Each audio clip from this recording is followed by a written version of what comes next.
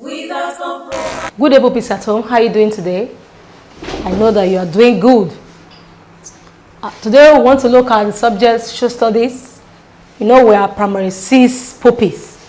Remember my name? I am teacher Cordelia. And today we'll be looking at the influence of foreign countries on Nigeria family life.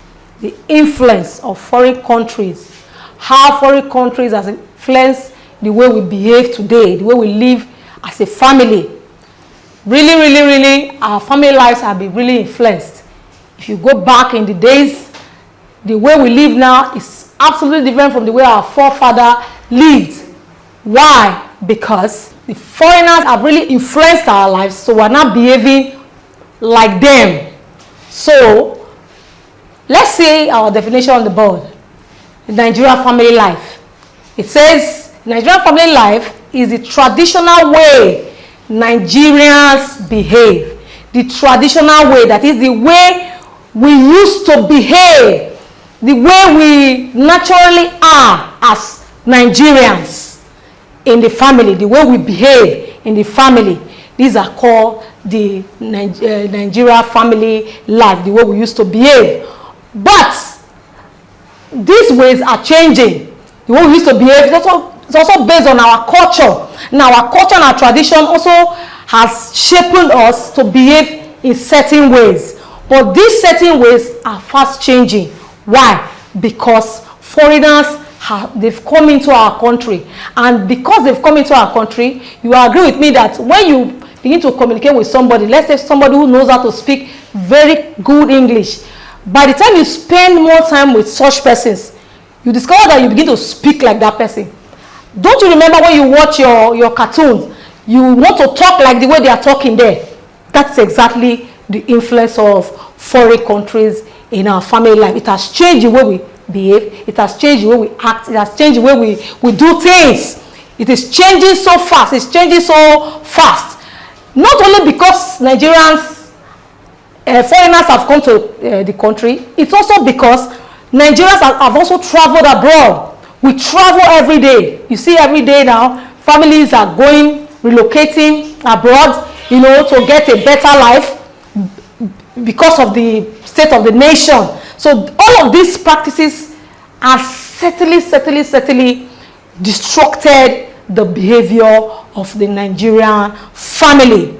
It has destructed. It's no longer the way it used to be. I'm very sure if our forefathers, if they were to come alive this day, they will be shocked at what they will be saying, because it's no longer what they used to know. Our great-grandfathers and mothers today, they will be wondering, those of them who are still alive, say, in our days, it was not like this. Now, things are changing. And technology also has also played a crucial role in this influence of foreign countries.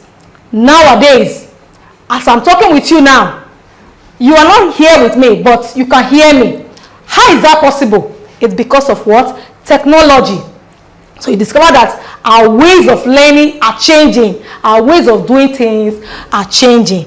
Now, I want to see some of the ways foreign countries have influenced Nigeria family life. There are so many ways, but we just brought out some few that we are going to look at. Now, language. Language is one way foreign country has influenced Nigeria family life. Take, for example, when you wake up in the morning, how do you greet your parents? Normally, if you are a Benin child, if your parents are from Edo State, or maybe Benin, for example, if you want to greet your parents, you greet with your dialect. But nowadays, most times we've forgotten our dialect. You see mommy in the morning say, "Mommy, good morning, ma." Daddy, good morning, sir. Instead of from where my people come from, say laku, that is their traditional way of greeting. But it's no longer like that. You say, "Good morning, ma'am. Good morning, dad," because we have been influenced by foreign countries. So our languages are changing. We talk English these days instead of talking with our local dialect. So it has changed. Then our family system is also being influenced. Back in the days, Nigerians used to have what we call the polygamous type of family. You see a man will have 10 wives, a man will have 7 wives. Those wives will give him lots of children. As a matter of fact, a man who has so many wives, they say that man is a big man. Because why? He's going to have people that will work with him in his farm. Now, number 2, I said family system. Now, back in the days, Nigerian family system had to do with more of polygamy. It was polygamous in nature. A man will marry 5 wives, will marry 15 wives, you know, so that he can have lots of children, because when he does that, those wives and children will be able to help him to work in his farm. A man who does that, he's a big man, he's a rich man. But these days, it is fast changing. We now have what we call the nuclear type of family system, where it is father, mother, and children. If you watch closely in your home, how many of you are there? You have your daddy, you have your mommy, you have yourself and your siblings, isn't it? Yes.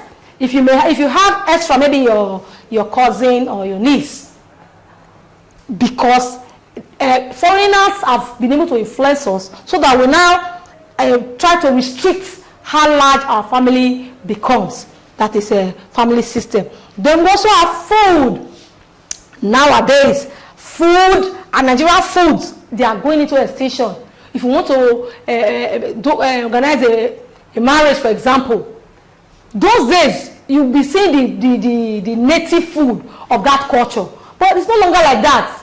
Instead, we prefer to prepare a sandwich, try to prepare what you call salad. Yes, salad. Back in the days, our grandfathers didn't know what is called salad. What is salad? Salad, you will not put different things. The kind of food we crave for is no longer our traditional food. You want to go to the fast food, the next day say, Daddy, I want shawarma, I want spring roll. Instead of you to ask for Santana and egusi soup, you say, me, I will not be eating Santana in my, so that people will be laughing at me. But back in the days, that is our food.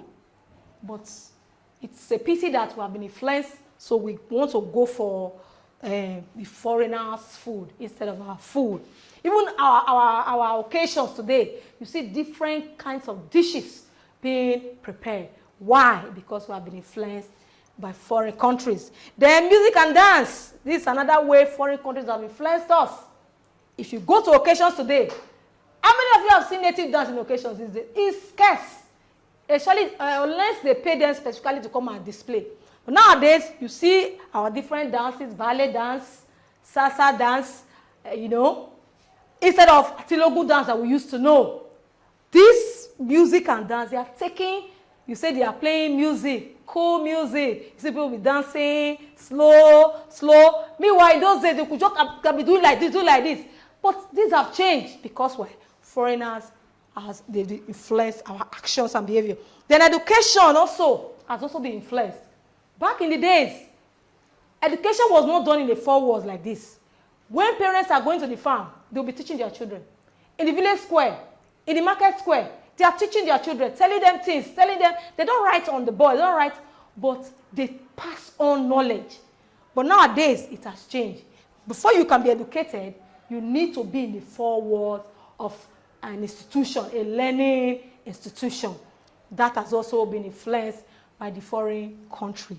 Then the last one we have there is dressing.